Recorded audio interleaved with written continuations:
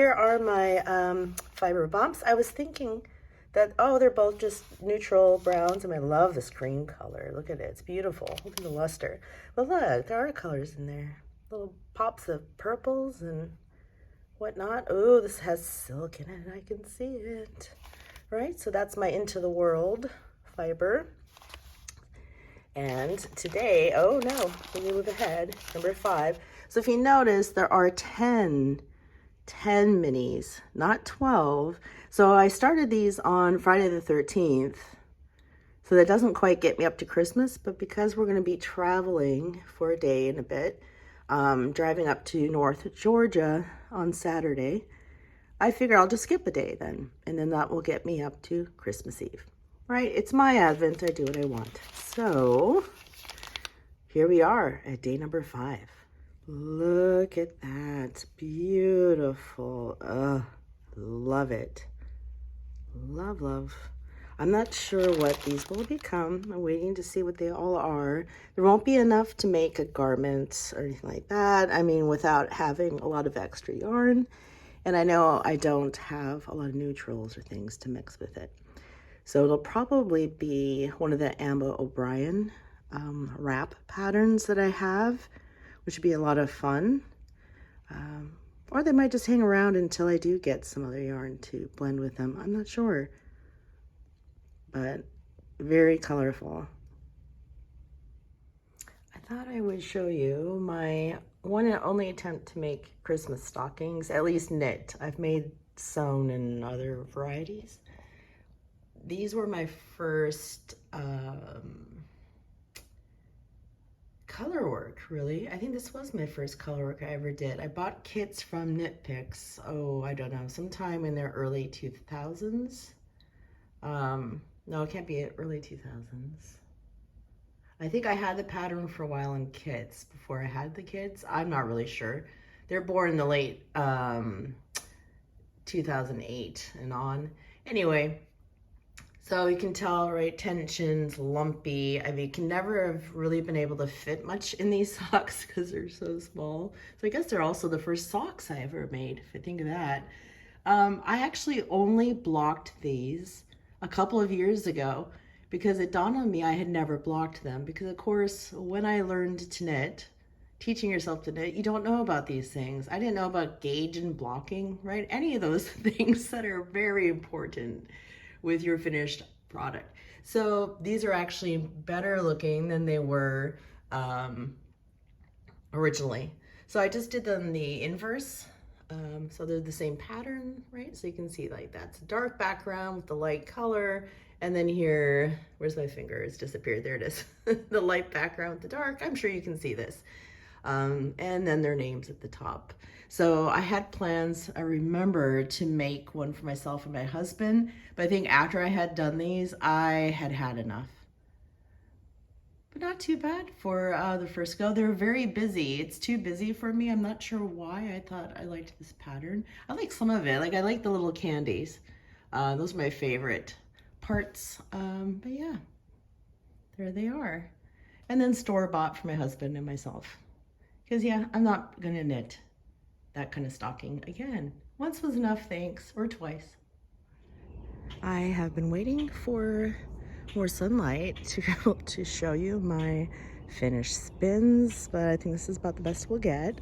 These are actually 2 different ones, so here you go in a minute. Show you the big one. So this is the 3-ply.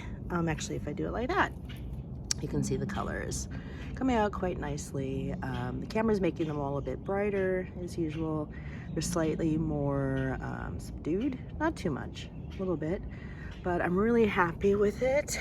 I haven't done the wraps per inch to really figure out the size. You can see there's some definitely light fingering, but I think it goes light fingering to sport. I don't think there's too much DK weight in here.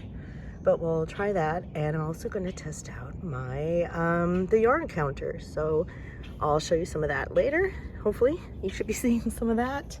I do have to do some more computer work today. Yeah, so quite a range in colors from these very dark, sorry, moody colors to these brighter colors. Again, the camera's brightening it up a bit more than it really is, showing more contrast. They're a lot more subdued than they appear here, but I think beautiful. So I think I'll start the other one. I'm trying to decide if I'm going to do that as a 2-ply, a fractal, or just do it the same way as this, a 3-ply. The other one is 100% Corriedale, where this was the blend of Targhee, silk, and viscose bamboo, I think. Nice. So of course, when I ran out of the bobbin, I just did a straight 2-ply with most of the remaining. So this took up most of the remaining 2 bobbins. They were pretty even. Yeah, so this is how this looks, a little different as a 2-ply, but I really like it. Again, I have to figure out how much this is. I haven't weighted or anything, but you can see how the colors become more saturated rather than blended out in the 3-ply. So I think that's a really nice way too to see it. It's blending in with my bricks, I know, but I get these really strong sections of color rather than these mixed colors here. And the last tiny bit, I tried to chain ply, but it's really overplied. And I'm just going to use that. It's 5 grams. I'm just going to. Bit was more of a, maybe it's 5 grams or so. Again, I haven't weighed anything yet. They've been trying, but it's really over twisted 3-ply. I'm just going to turn that into a mug rug because you can't really do anything else with it. Yeah. So that's it. Oh, massive mess over there, my son. Oh, sorry. Lots of birds today. Sorry. Distracted by the birds. It's not look squirrel, it's look birds. All right, so let's go do some work.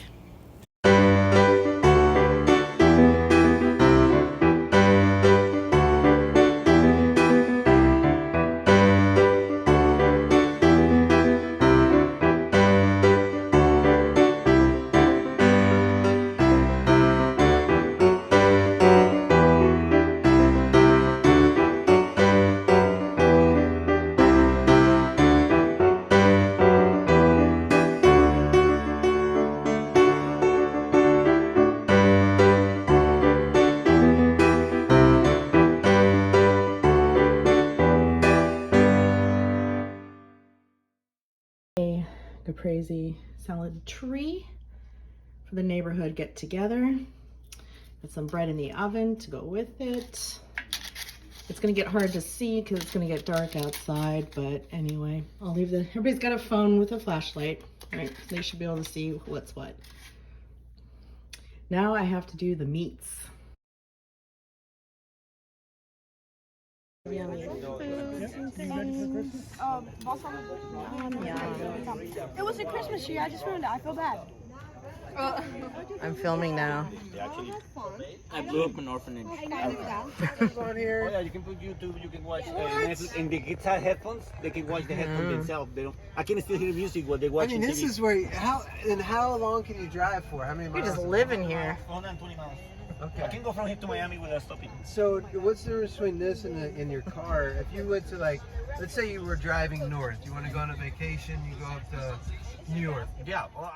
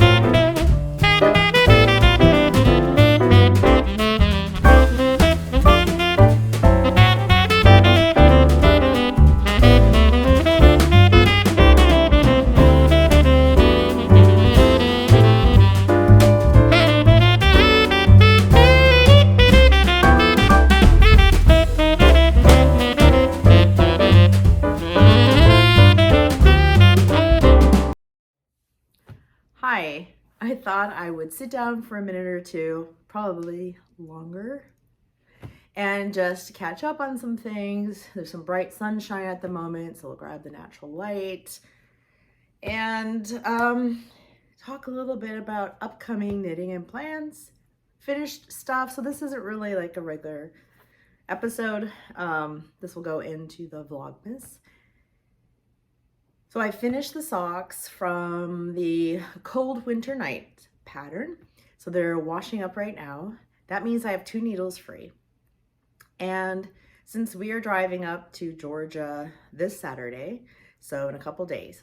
So today is Wednesday, December 18th, I believe.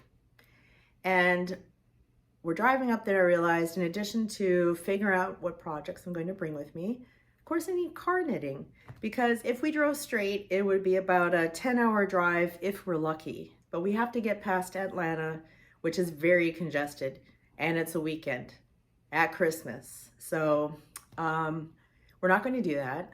We're going to stop about halfway and get a hotel for the night. But anyway, I obviously need car knitting, right? I'm usually the navigator. My husband likes to drive because he gets bored. He doesn't want to be the passenger. I did tell him, learn to knit or something. You know, he paints and stuff like that, but anyway, that at least, I guess, it doesn't take away from my knitting then, right? But then I need a project. I mean, it dawned on me the other day, 5 hours and 3 to 4 hours, 2 different days, car knitting. So since I have free needles, that means in my fancy current project bag, I have socks ready to cast on. So I've put them, a couple of projects just in these bags right now as I'm gathering stuff together to see what I might want to bring so I can still see it before I actually pack it. If I want these socks as my Christmas socks, then I better get knitting because Christmas is in 1 week, or at least have them, you know, over that time frame. It doesn't have to be Christmas Day. I'll talk about my Christmas Eve cast on or Christmas Day cast on. Just depends on how things go. So I'm going to use this one. This yarn I talked to you about last time. This is the colorway Fairy Lights. And I was trying to decide after looking at some pictures of how it knits up, whether or not I'm going to do just straight everything from cuff to toe in just this color. If I want a contrast color, and if so, where? Am I going to do them cuff down or toe up, 2 at a time? You know, all the details, all the possibilities you can do to make a sock. But because it's a self-patterning while self-striping yarn, I decided I'm going to work them cuff down. I'm just going to do straight up, I'll either do straight up vanilla, or I'm going to stick with the ribbing pattern from the cuff or something similar, or just make a ribbed sock. In terms of a contrast color, the only one I really have that I'm aware of is this red, which obviously coordinates. This is from Yavul, Lang's Yavul, and the color is 83.0060. It's a red. It's a very nice red, but I don't think I really want this sharp of contrast against the breast. And white, while I do have white, white's out of the option because I'm not having white heels and toes. No, it'll just be filthy and I'll get mad because it'll be dirty. So it's either the red or not. I guess we'll decide. If I do the contrast color, it might just be the heel. So we'll see as I start working. I'm going to do the magic loop because that's my favorite method. A heel, flap, turn, and gusset because they fit me best. I have high arches and insteps. My foot's pretty big across that part of my foot. So that style of sock fits me really well. Although the DRK Everyday Socks, which are toe up in a ribbed pattern with a fleagle heel, those fit me really well too. But I don't think I want to do that pattern with this patterning yarn. So I'm going to use that for something else. It works great for heavily variegated yarns because that ribbing breaks that up. I really like that. Anyway, I don't like to work 2 at a time, cuff down. I just find that worse. Like going toe up is okay, but not cuff down. That's how it is. But I don't know if I'll do 2 at a time because two concurrently and two different needles like I did the last pair, because the needles are quite different. The socks are never quite the same. I mean, my tension would at least be somewhat similar on both socks at the same section of the sock, so maybe that's a good idea. I don't know. We'll see. So stay tuned on that. But that will be my car knitting. So it'll be enough interest to keep me going, because the scenery, once you get to like that southern part of Georgia, especially at this time of year, it's just brown. It's not very picturesque off the interstate. It's not like exciting. So we'll do that. And then my Christmas Eve or Christmas Day, I'm not sure which, cast on, I think will be a small like shawlette. That's a free pattern from the Lamb & Kid, and I can't remember the name of it now that I'm talking to you about it. I'll put it up here. Initially, I planned to have this done for Rhinebeck as a possible Rhinebeck. I could do it. I could get it done. I mean, last year, right? The one we just had. I had several different silk mohairs and Surrey alpaca lace weights to put in as the contrast color. So I'm going to use this one, I think. I was going to pair it with this as the main color, and this is the big pop of color, because that's what I wanted, but I'm not sure I'm going to really like this work together. So it's coming along, but if I don't like it, then it's out. This is, I don't know what, some leftover tonal gray yarn from I don't know where, I can't remember. This is a beautiful tonal Silk Kid mohair from the Yarn Baker. She is a local to me yarn dyer here in Florida, just up the interstate for me. She calls these yarn flavors. It's Tangerine Tango is the colorway. There's the content. Hopefully the camera is focusing. If not, I will put it up here on the screen or down below at least. Something. I'll put it somewhere. So I really love it. I want to use that as the little, it's almost like a little bunting. I don't know what you call it. The little scalloped detail across there. So we'll see. I don't know. I might grab another tonal. I wanted high contrast, but we'll see. I'm not sure if I'm going to like it once I knit it up. I'm having a feeling now looking at it that I'm not going to like this as the base color. Anyway. So that's then a potential Christmas cast on. Otherwise, I'm not sure what. I was going to do the top that we just got the pattern for from Libby Johnson of Truly Myrtle as part of the wardrobe toolbox classes. That's our new pattern for December for the next 2 months. So it's a short sleeve top, and I got some yarn online. However, the labeling wasn't accurate online, and so when it arrived, it's a silk cashmere. Fabulous. It's even named as fingering. It's even called fingering. I'm not sure I would even call it a light fingering. We're really talking more like laced light fingering. Now, I don't know how silk cashmere does in terms of blooming, so I haven't swatched or anything, but also the yardage is less on the label than it said it was going to be for the weight. So I don't actually have enough for the size I was thinking I would make based on the pattern, not having swatched yet. But if the yarn is also much lighter, then I would need more yarn anyway. So I'm not sure I can even make that project. So that will just have to get made into something else, another top somewhere. Yeah, I think even if I modified, made things really short and more cropped, but anyway. So that's not going to be my cast on. So I don't know, I'll keep looking otherwise. I'll look at my queue. I started some mittens, but then when I tried them on, they're a gift. I realized they're too loose, they're too big, and I know they're for my sister and she won't like them that loose, and the cuff is really too short. So I ripped those out, and so I'm gonna have to try again. I would like to have that pattern myself, but I don't need mittens. Well, although I'm gonna need them for the next week, because it's going to be cold up there. Right, maybe I'll make myself some mittens this week while we're up there. Anyway, the last thing I want to mention on here, because I said, see, a few minutes, it's almost 10.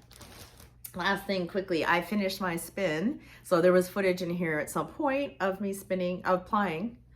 the Hello Yarn, the Targi Viscose Bamboo, or Bamboo Viscose, and Tussa Silk. So this is what it looks like, all spun up. Yeah, these colors look pretty true to what my eye says. Obviously you can see them much better when they're, it's not all twisted up, but it came out pretty well. This is potentially going to a new home as part of a hand spun swap to then knit up the Grid Gambit Cowl, a new pattern by Samantha Guerin. My swap partner liked the colors. The only reason I was thinking maybe not is I want to take a look at it to make sure it looks all right, because there were several breaks while plying. Some of the strands were really thin, so they broke, and then it was just getting tangled. Oh, it was giving me trouble. It was having attitude. So I just want to check it to make sure that everything looks okay and that, you know, there's nothing like stuff sticking out. I don't know. I just want to make sure it's okay. Otherwise, I have the exact same colors, obviously not identical because it's hand dyed, but another top to spin up. That's 100% Corriedale. So I am going to spin that one. This was 3-ply, spun end to end and plied in the same direction, plied from end to end off 3 bobbins. This is the leftovers as a 2-ply. So you can see it's quite different as a 2-ply. Right, the colors are much more saturated in each section, since there's only two blended together compared to blending 3 where they're not always on the same color at the same time. So gorgeous, just very different. I love it. I love how different it is. I did have a tiny bit left over that I chain plied, but I knew it was over twisted, it was over plying. And so yeah, even hanging, it still is spiraling in on itself. So I'm just gonna crochet or knit that up as a mug rug. That's what I'm gonna use it for. But anyway, so one of the things I'm going to do on this trip is spin up the other combed top. And I'm gonna bring my e-spinner, and that's what I'm gonna work on over the week. And then when I'm done, we'll take a look at it and see which one I will send to my swap partner. Okay, I'll catch you guys later. Bye.